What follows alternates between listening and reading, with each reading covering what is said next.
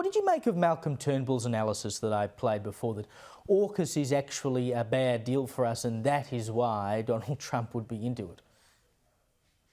Well, I actually think there's a potential for Donald Trump to look at AUKUS a completely different way.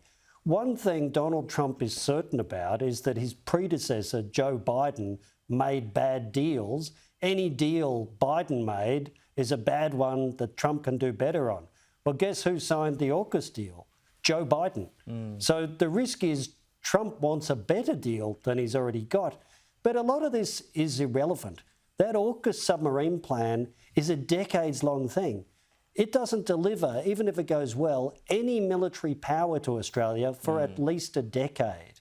We need to do a whole lot more, a whole lot faster, with unmanned drones that are armed and unarmed, under the water and in the air, and of course missile and counter-missile systems. So a lot of this AUKUS stuff is just talk.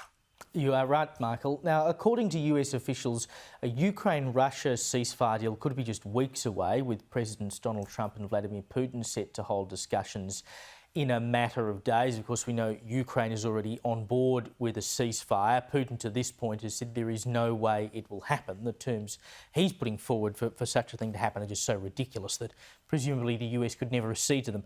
How likely are we to actually see a deal for a ceasefire?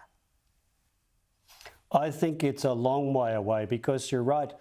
Putin is now thinking he can get even more than in his wildest dreams he thought was possible.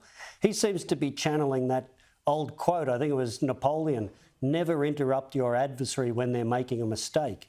So he's happy to see wedges driven between the US and Ukraine and the US and Europe, Ukraine weakened, and he's happy to watch more of that happen. So I think any deal, particularly a durable peace, is a long way away. Just quickly, this business about the Prime Minister floating the idea of sending a small number of peacekeepers to Ukraine if there is a ceasefire, he's kind of putting the cart ahead of the horse, isn't he? Yeah, look, I think we've got to be prepared with Mr Albanese for another episode of The Mouse That Roared.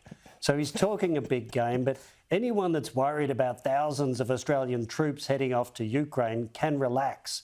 This will be just like the contribution Australia's made to keeping the Red Sea shipping lanes open. We were asked for a warship, we sent 5 officers to coordinate things in a headquarters. You are probably right. Michael, thank you so much for your time.